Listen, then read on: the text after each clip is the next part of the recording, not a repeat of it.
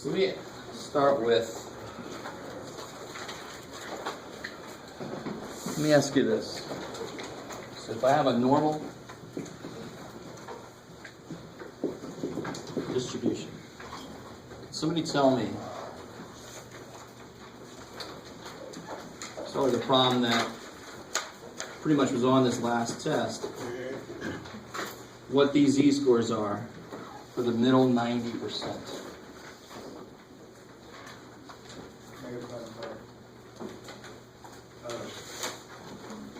So I know what you're thinking. There's 10% outside, right? So how much is on one side?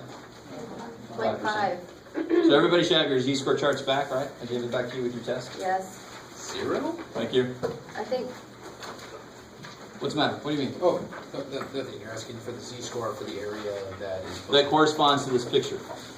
Oh. What z-scores would capture the middle 90%? Negative 1.645. Good. And 1.645. All right. Now take a second and make sure you understand where those numbers came from. Oh, okay. Obviously you do. So just hang out. Let me see. Let me know if you don't see where those came from. So this is exactly the problem that was on the practice test. It was on the actual test that bound the middle whatever percent. There's a reason, not just so that you get used to the z-score chart.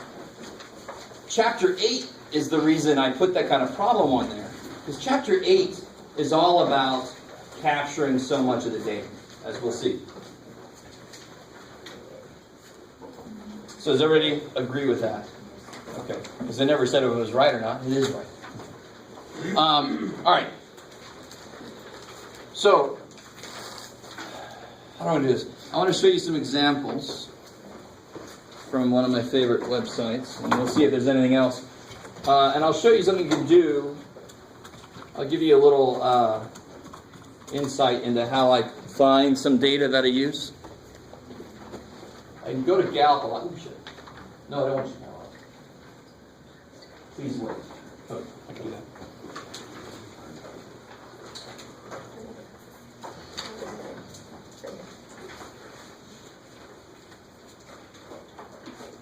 This one makes more sense.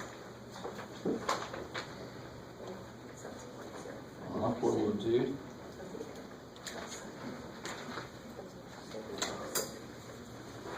Did it turn off? Oh. Union break. I love it.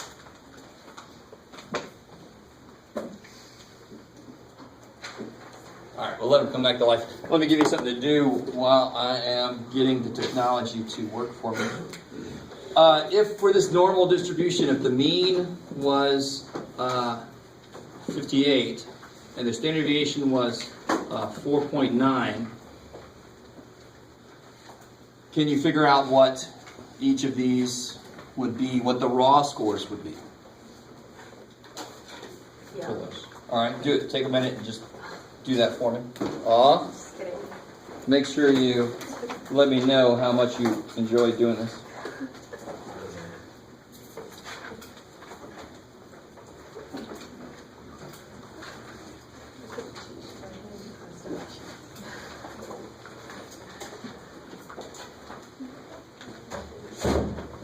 Oh, that's interesting.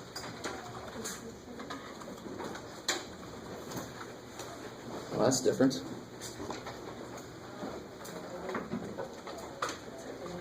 There it is.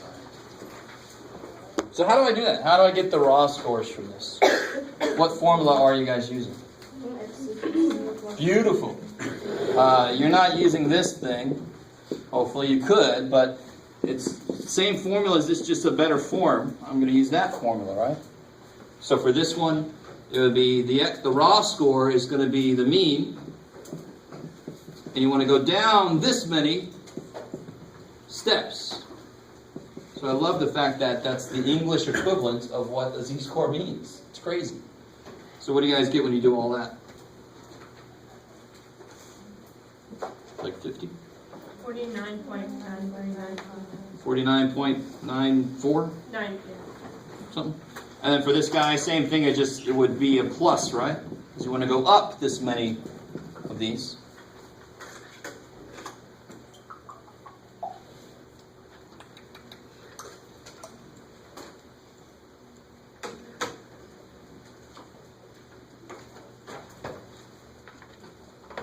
66 point 0605. oh something. Yeah. So here's what I could say. Let me see if you guys understand what this means. I would be 90% confident that I just capture somebody specific. So let's say these are ages.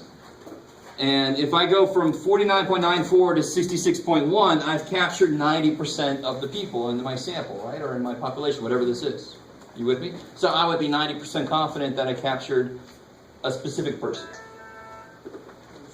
That's all right, don't worry. You looked like it was going to blow up.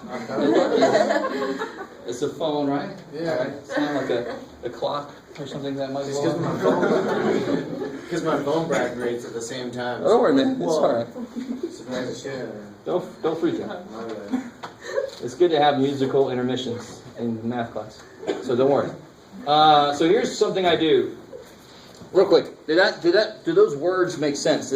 I would be 90% confident that I captured something, a specific something, because I captured 90% of everybody, right? There's only a 10% chance I missed this person I'm trying to capture.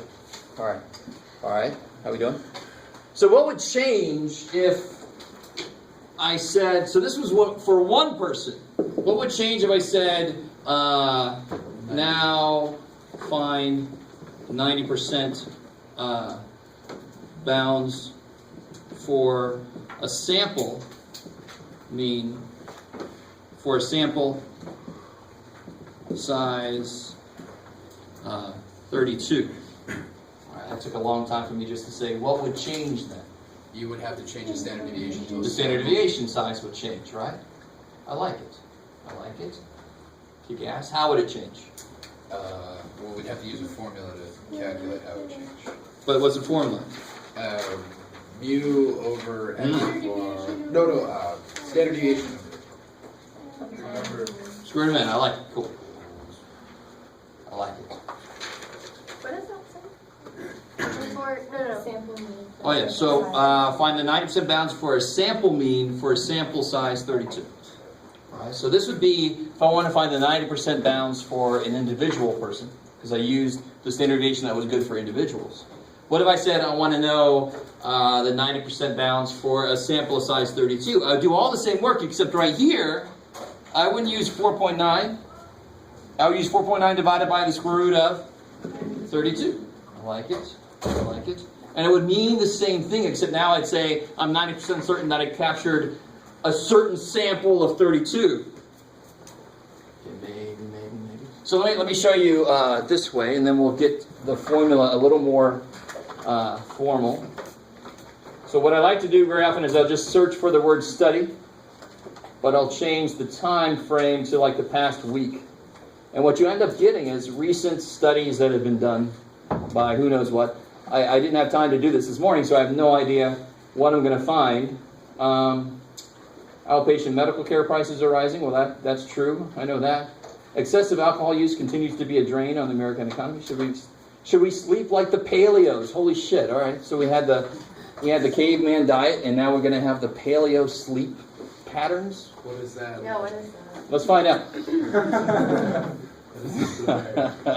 They mean like on a rock outside with imminent death always around you. I think is what they mean. Nice. I don't think I would sleep very sound. You have to invest in a cheetah to always like wander around your lawn. Yes, or sneak into a zoo compound or something.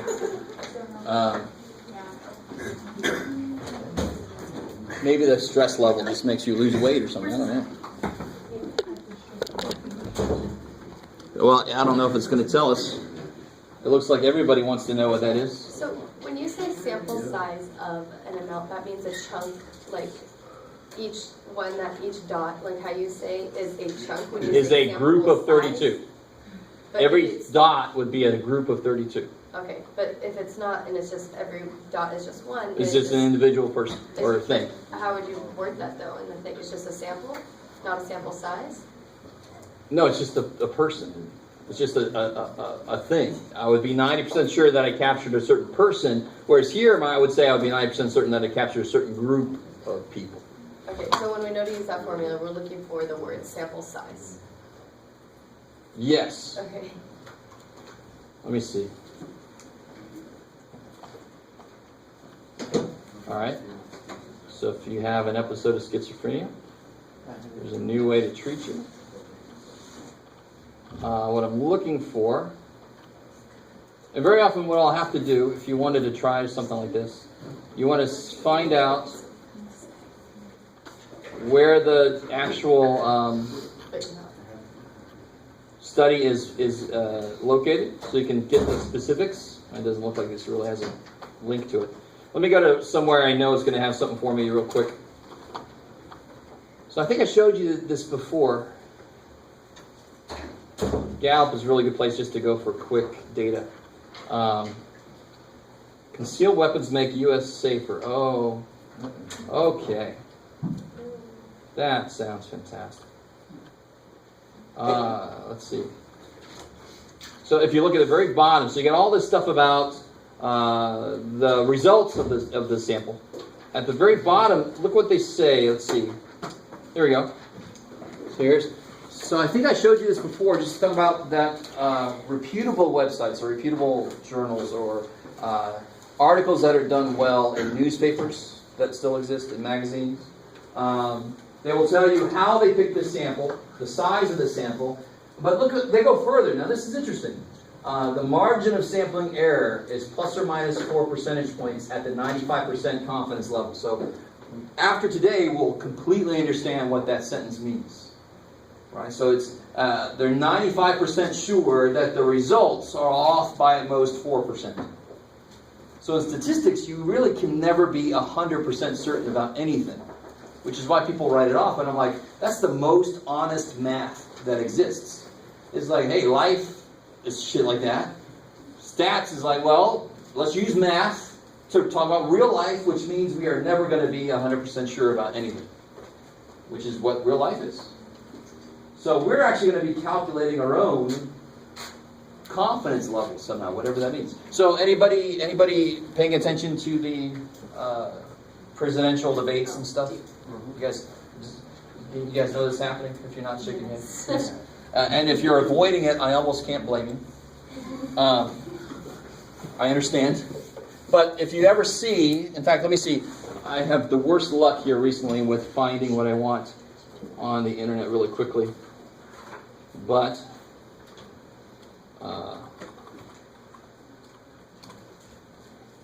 Real Clear Politics, they give some data someday.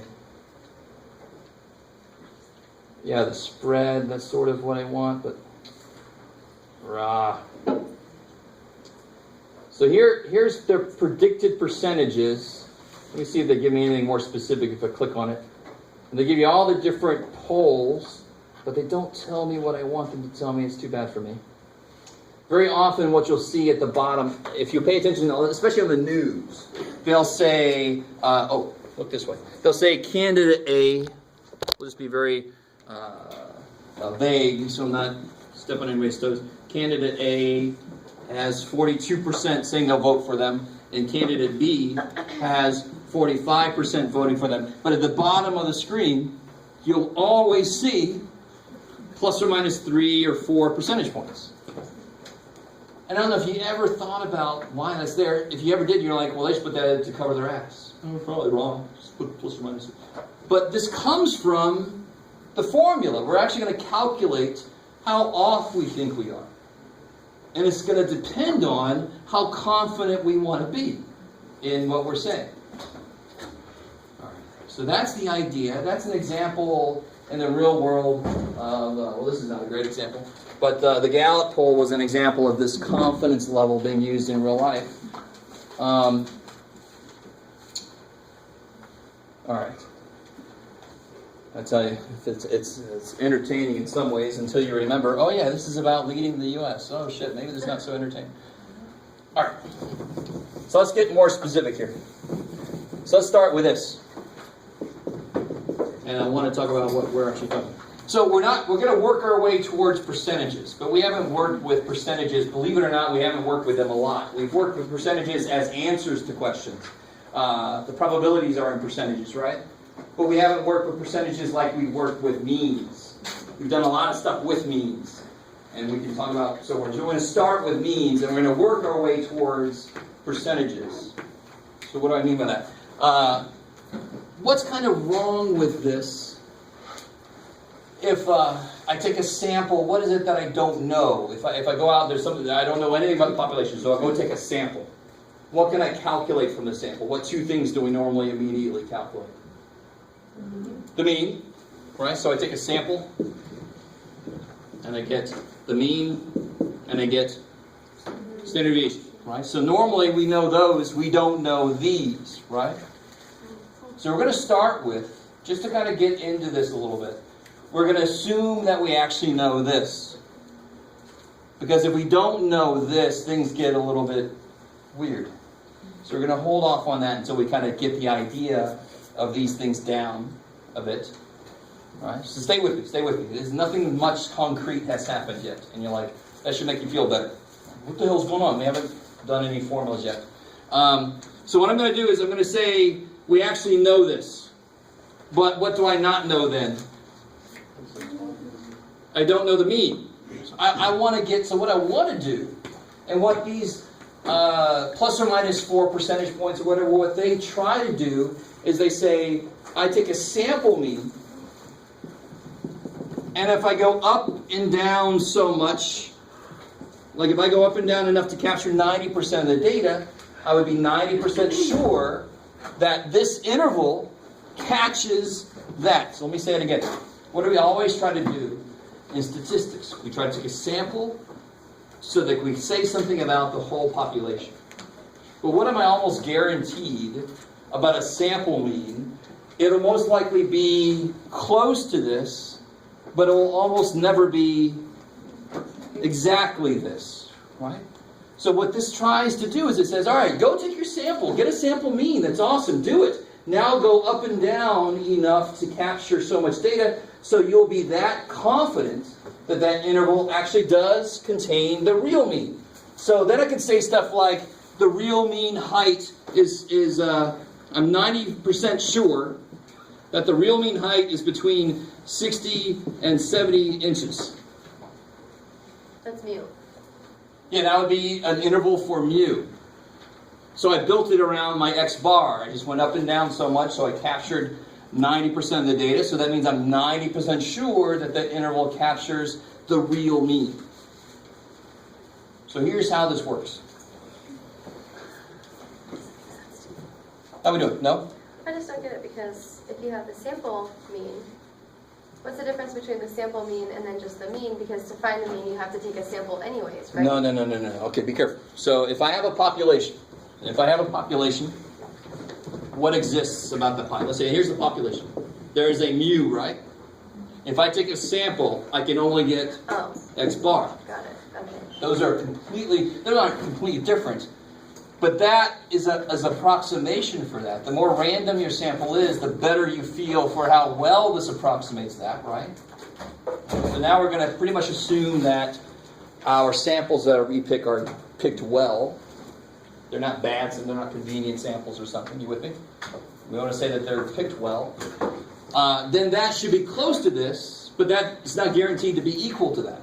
So what I'm trying to do is, the only thing I can get from a sample is this.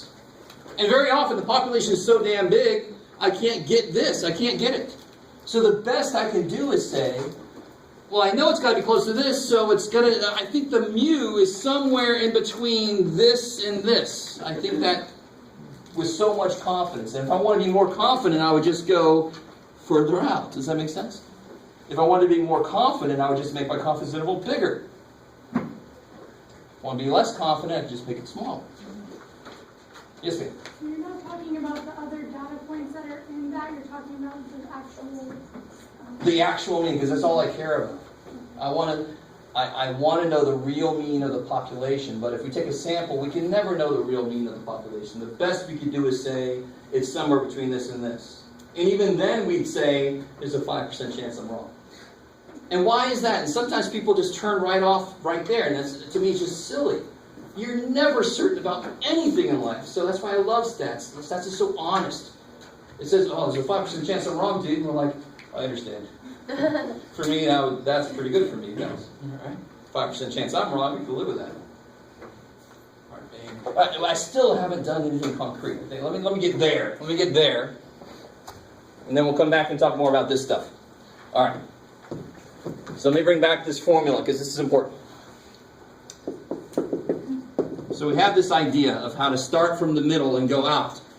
So I normally don't have that. So I normally have this. So I'm going to use that. That's my best guess. So this, very often books call this the point estimate. I just call it my best guess. So if I had to take a guess on what the average was, I would guess the sample average that I got. That's the best guess I've got, of course.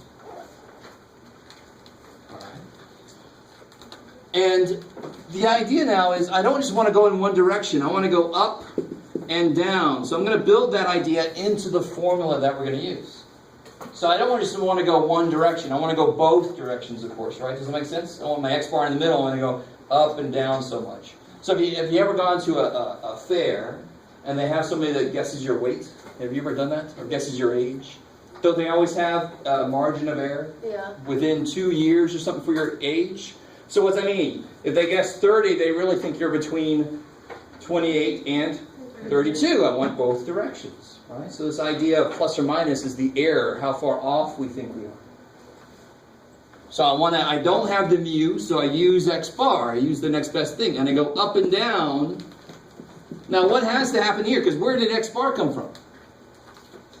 A sample. So I took a sample. So what must happen here? What's that? What happens to the standard deviation when I take a sample of size n? And I'm talking about the sample mean. It has to change according to what? The sample. There.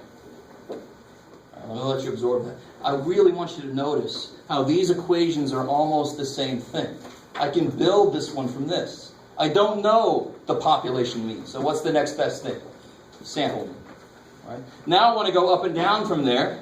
So many standard deviations. But what must happen to the standard deviation? Now, it's got to be changed, because now I'm talking about sample means. Right? Stay with me now. So this is the formula for a confidence interval. So let's do an actual problem so you get a feel for this, and then we'll come back and talk about the ideas behind it. I think once you see this in action, you'll start to feel better about this. Because right now you're like, what the hell am I going to do? So let me make up some stuff. So let's say the mean somewhere. Oh, I don't know the mean. Get out of there. Let's say we take a sample of 72 cats and find. Okay, this is weird, Jeff. Mean whisker length. Just go with it. My brain just, for some reason, yeah, I've got 72 cats in my house. You want to come back? No. Thank God. 72 cats and find the mean whisker length is, wow, what makes sense? 3.1 inches long? Does that sound right? Screw it. I don't know. We know the standard deviation for all cats' whisker lengths, of course we know that, everybody knows that, is 1.81, remember? All right, but get over the specifics. I don't know why my imagination took me here, but it did, and I just went with it. But they're going to give me a sample size. They're going to give me what mean I found. And for section 8.1, we're going to assume that we actually know the population standard deviation, which actually happens more often than you might think. Normally, I don't know shit about the population. But sometimes I know something about the population and I want to test something about a certain sample. So since that sample lives in there, I know what the population standard deviation is. You guys semi with me. All right, maybe. So let's say I want to create the 90% confidence interval for the true mean cat whisker length. Do it soon because the safety of the United States depends on this information. terrorists or sneaking cats in with What's the I? explosive laden whispers. Yes. What's the I? What's the I? Confidence interval. So I'm going to create an interval. I want to create an interval based on how confident I want to be. What would make the interval bigger is if I wanted to be more confident. So I don't own any cats. I don't fish, but I love the idea of if I was in a lake and there was a certain fish I wanted to catch, and I knew that it didn't swam very much. It just stayed in this lake. I can throw out a little tiny net, and I'd be pretty sure I caught it, right? But if it went further, I'd have to throw out a bigger net to be more confident that I caught it. So the bigger your interval gets, the more confident you are that you catch a certain thing because you catch more things. Just like fish, you throw out a bigger net, you're going to catch more fish. The chances that you caught a specific fish get larger. Alright, I love it. You guys are going to me later. Still like cats and fish and shit. I don't know what the hell. Alright. So what almost always happens is you know X bar. What's X bar? What's X bar? No? 3.1. 3.1. What's 72? And what's the standard deviation of the population? 1.81. So what am I missing for the formula then? Z-score. Z-score. The Z-score is how far you've got to go out to be this confident. So there's a Z-score. We figured this out first thing today. What was the Z-score for 90%? 1.645. You got to go up and down 1.645, and that'll capture 90% of the data. So if I do that, if I start here and I go up and down 1.645 standard deviations, I'll capture 90%. So of course I'll be 90% certain that that interval catches the real average cat whisker. So what the hell do I have to do then? Well, you just start filling in. The z-score, well, let's see, x bar. I want to start at 3.1, and I want to go up and down, so plus or minus. How far? What was the z-score? 1.65. 1.645. What's sigma? 1.81. Right? I'm asking a very simple question, right? Because they're right in your face. And I don't want to say, Jeff, because it's too easy. Divided by square root of 72. So what I highly recommend, yes, sir. Why the z-score is 1 point? So this is what we did earlier. Okay. We did 90%. So this would be 5%. And if you look at 0.05 in your z-score, you get negative 1.645. So the other one must be positive 1.645. I love it. So if I ask you for a 97% confidence interval, you would do this with 97. You'd figure out what that is. You look it up, and that's what you would put here. Does that make sense? So now you just gotta. Now, what I highly recommend is you do this piece here. Now, watch how I read this. The answer, the actual mean is 3.1, give or take this. So, not surprisingly, thankfully, we call this the error. That's how much I think I'm off by. Give or take. Give or take this. So this is called the error. So I highly recommend you find that first. So just to make sure that we can all do that.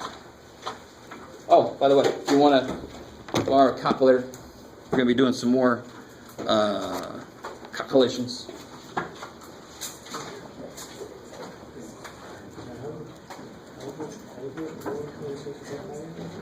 Oh, because see Z that represents the Z-score, and that Z-score corresponds to the 90% confidence level, and that's what you're going to find on your Z-score chart in the corner.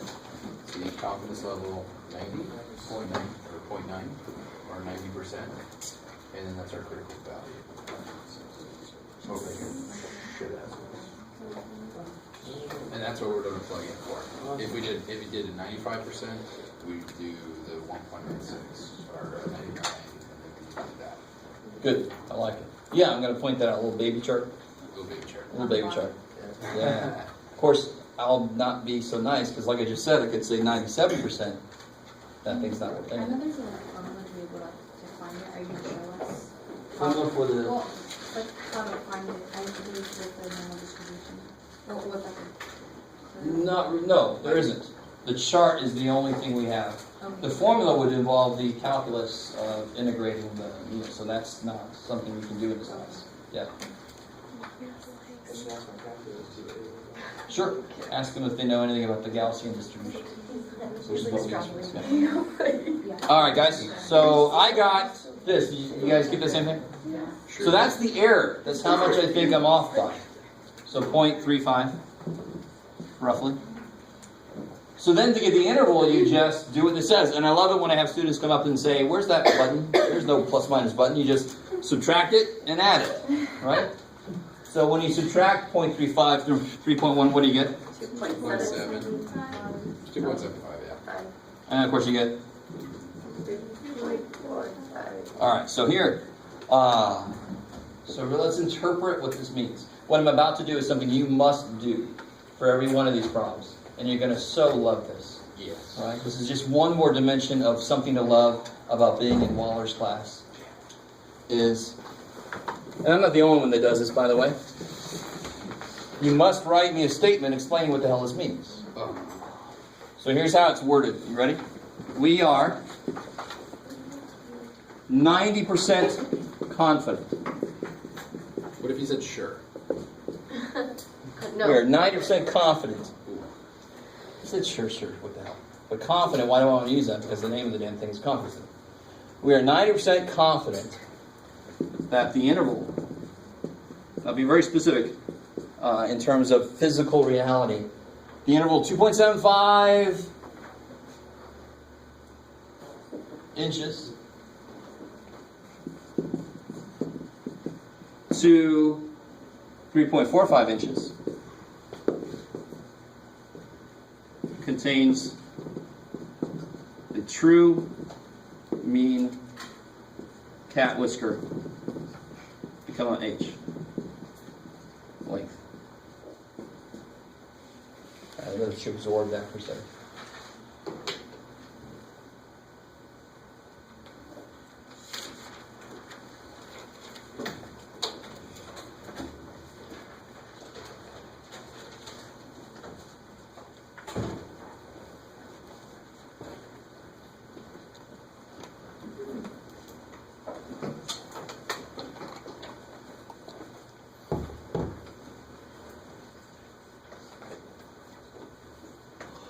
So somebody said, I'm 90% sure that it's between 0.1 inches and 10.3 inches.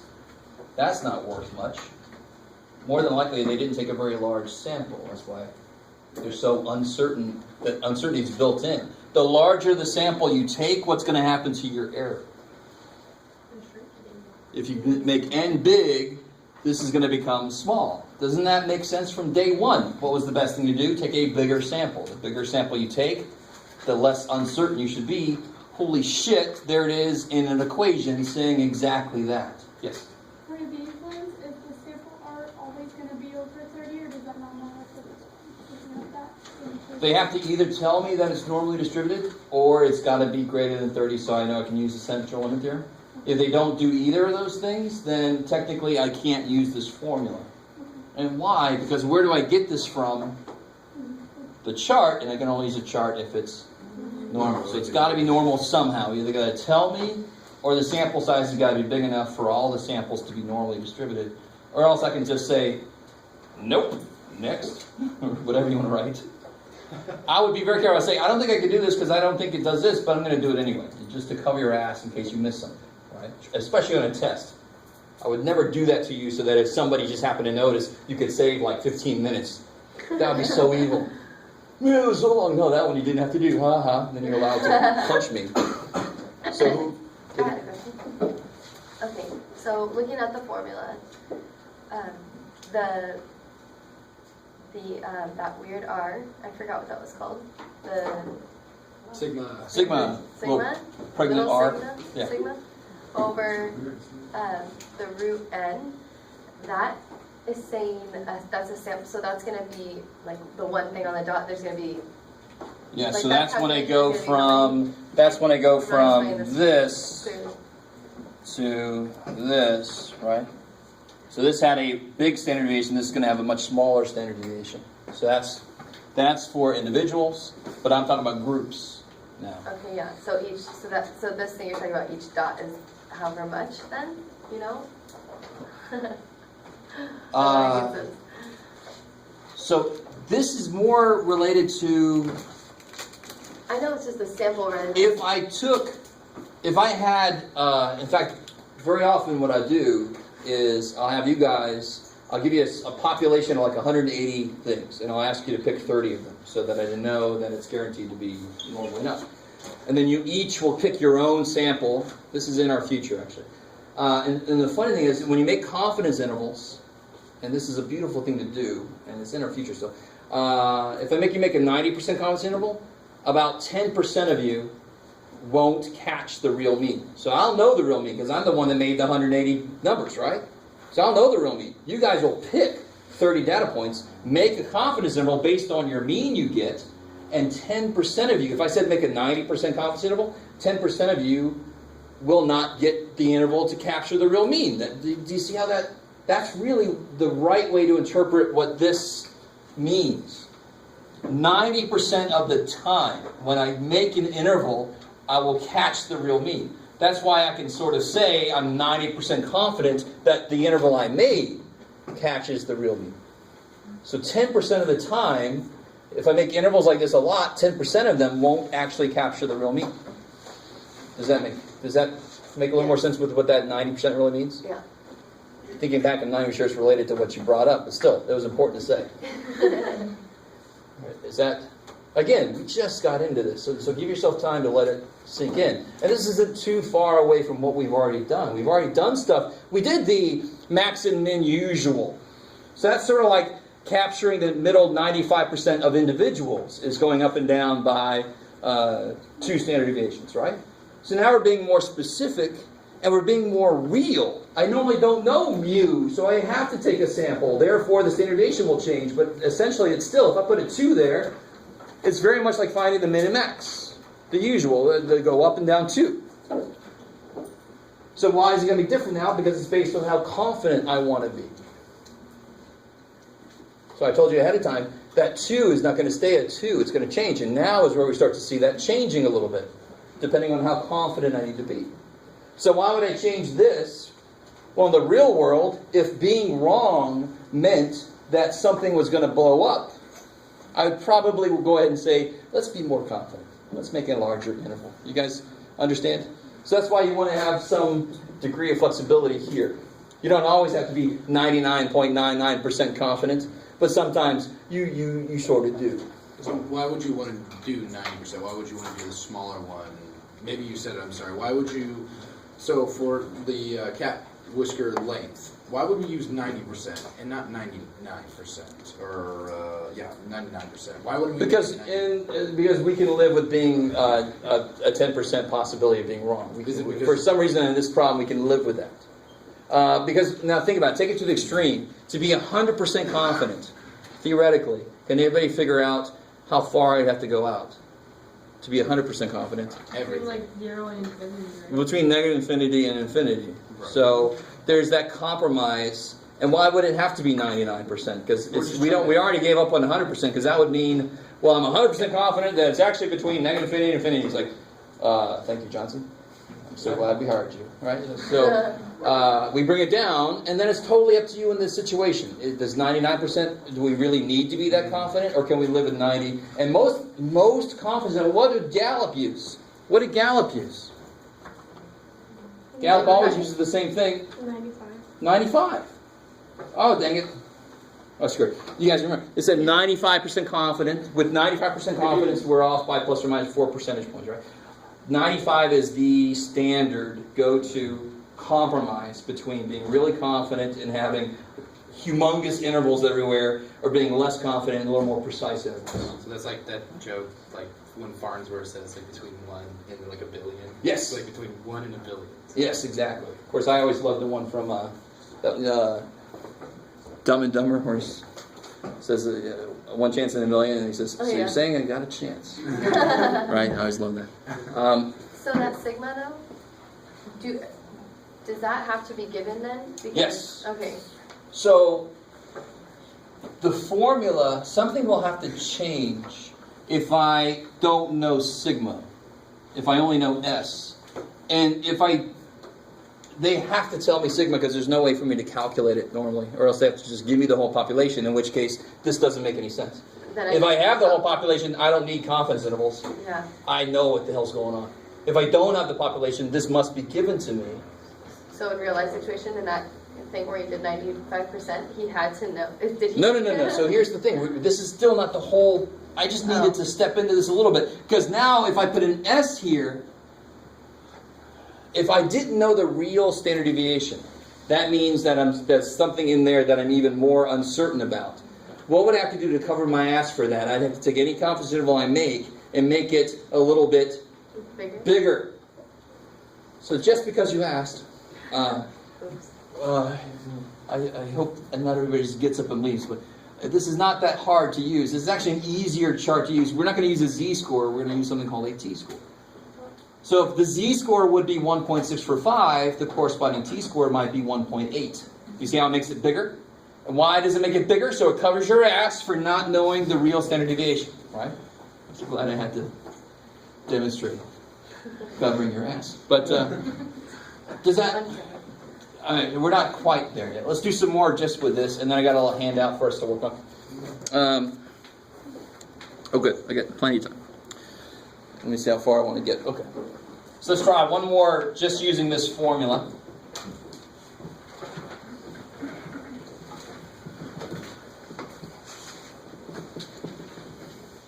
So just because I happen to know it, and because it's real data,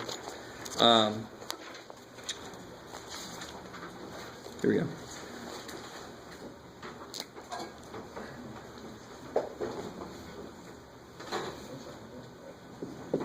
So say test 2, average grade for, let's say, n equal to 35.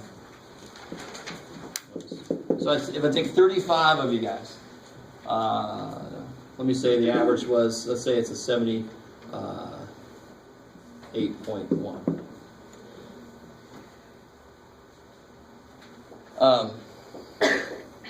That's a little high. Well, that's good. We'll make it a 75. And I know that standard deviation, if I remember correctly, the standard deviation for this was, no, I can't remember it, but let's make some sounds about, right? 15.2. So this is a good example of this. I know the standard deviation for everybody's grade. I know it. Let's pretend like it is at 50 points. So I know it, but I'm taking a sample. But why would I use the sample standard deviation when I know the standard deviation for where these came from? That is the standard deviation for all test grades. So it is the standard deviation for these test grades also. So I have all of you guys' test grades, and I just take a sample of 35 of you. But those 35 test grades are from a population with this standard deviation. So of course I'm going to use this in my calculations. I could calculate what S is, but why would I use that? Now in section A2, I'm not going to know this. So I'm going to be forced to use S. And then I'm going to have to use those weird-ass t-scores that I just brought up. A little too early, but sorry. All right, maybe.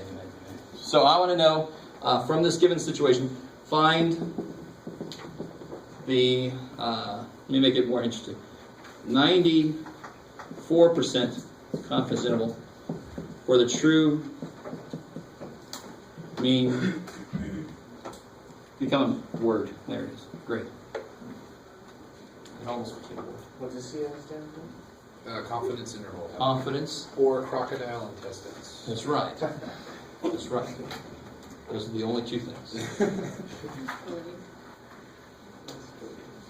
All right. So, remember, the formula for a confidence interval for a mean is that if we know sigma, if we know the population standard deviation.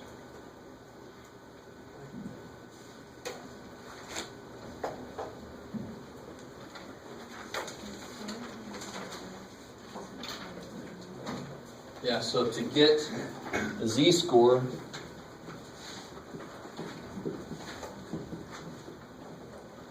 how much is out here? 3. 3%. 3%, good. So if you look up 0.03, you'll get the negative one. And the plus or minus is built in, so you just take the number you get and put it in. What do you get? 1.88? Yeah. You guys agree? I agree. Yeah, -1. Somebody steal somebody's. Oh, that's interesting. All right. We plug it in when we keep it. What is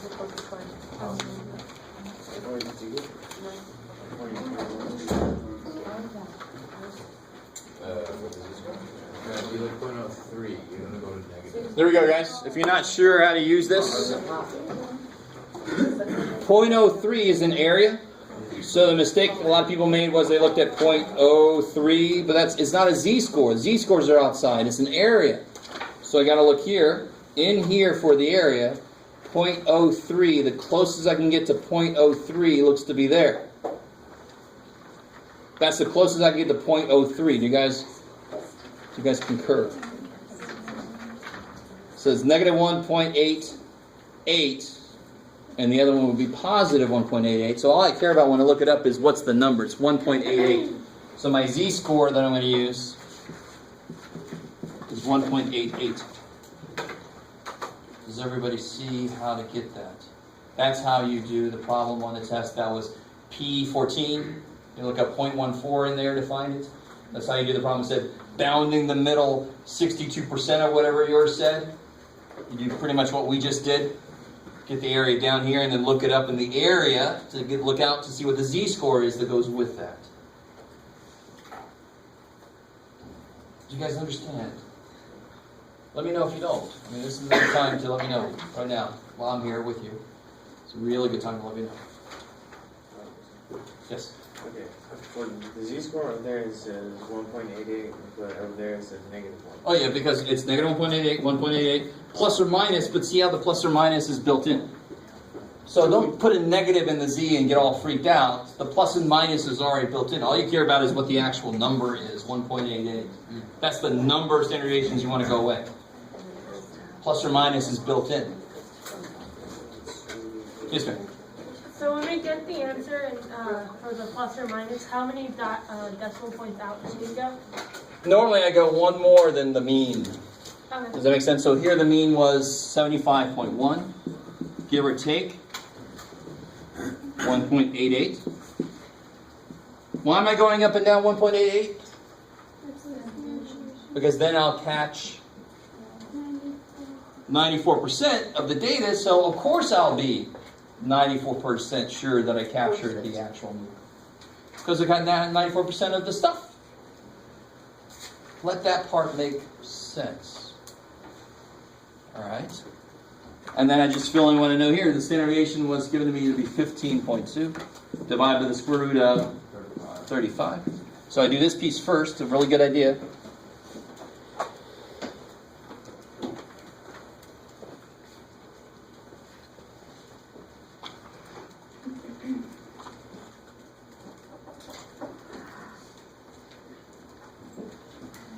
So what do you guys get for that?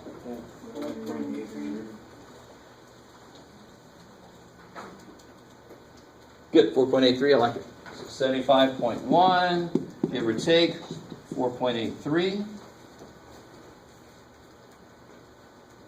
And then you just have to subtract that and add that to get the interval, and then you have to write your conclusion. See if you can write the conclusion. Oh, what's it going to be?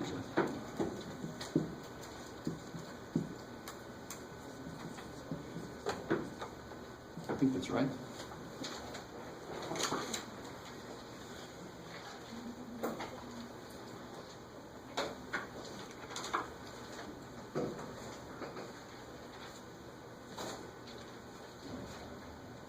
If you get different numbers, it's okay. I'm just pretty sure that's right.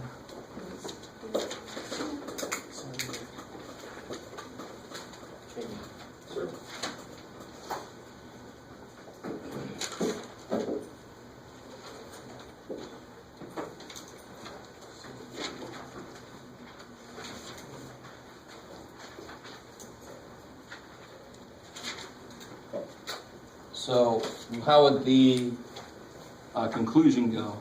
They're 94% confident of the interval from 79.27 to 79.93. Yeah, there's no real units here, right? So it's good. 70.27 to 79.93 contains the true mean grade on test 2. Okay, it's not Friday, John. Yes, ma'am.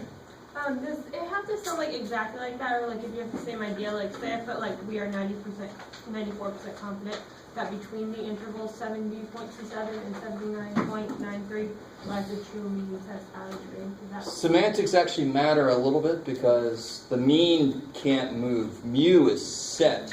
So the way you say it is, I'm 90% confident that the interval I made catches it. So some people say I'm 90% sure that the mean falls in my interval, but it sounds like the mean is like falling, and then it's falling. No, but the mean is somewhere. It's set for a population. The mean is something. And I'm making all these intervals trying to catch it, and I'm 94% sure that my interval caught it. So that's the best way to write it without making some little weird semantic mistake. Yes? True mean just means population mean. Yes, that's my bad. That's my own personal kind of way to say, but this means the population mean. Always forget to say that. Good, I like it. I like it. So you're taking a sample finding, you're taking a statistic, and you're inferring something about a parameter to bring back in old vocab, right? I'm taking a sample mean, I'm trying to make an inference, I'm trying to say something generally about what the population mean looks to be doing. Right? It kind of makes sense. I should be able to do that. And what would be the immediate consequence if instead of 35, I took 135? And I found all the same data. What would happen if I took 135 people? your Great. margin of error would be smaller? Yeah, this would, and so my interval would shrink. I like it. You guys with me? Which makes sense because then if the larger the sample, the more certain I already am about what I see. So to be 94% confident, I don't have to go out as far. Does that make sense? Let that make sense. If I took a bigger sample, I'm already pretty sure about my mean, so I don't have to go out as much as if I took a smaller sample. I'm like, shit, who knows? I got to go way out to cover my ass for that. Maybe. All right, good. So, let me do this next level. I'm going to pass out the handout. Let's talk more about this error. See how the error here is 4, it's almost 5 points off, right? Now let's say it's just not good enough. We want to be within 2 of the actual. Let me leave this data up here. So instead of 4.83, so if I take a sample of size 35, I'll be within 4.83. So my question now is, how large of a sample do I have to take to be within maybe 2? I want to be that sure that I can be within 2 of the real mean. Yes? Did you have to double 35? Well, let's find out. The square root kind of throws things off. Do you kind of see what I'm saying? Plus, it's not perfectly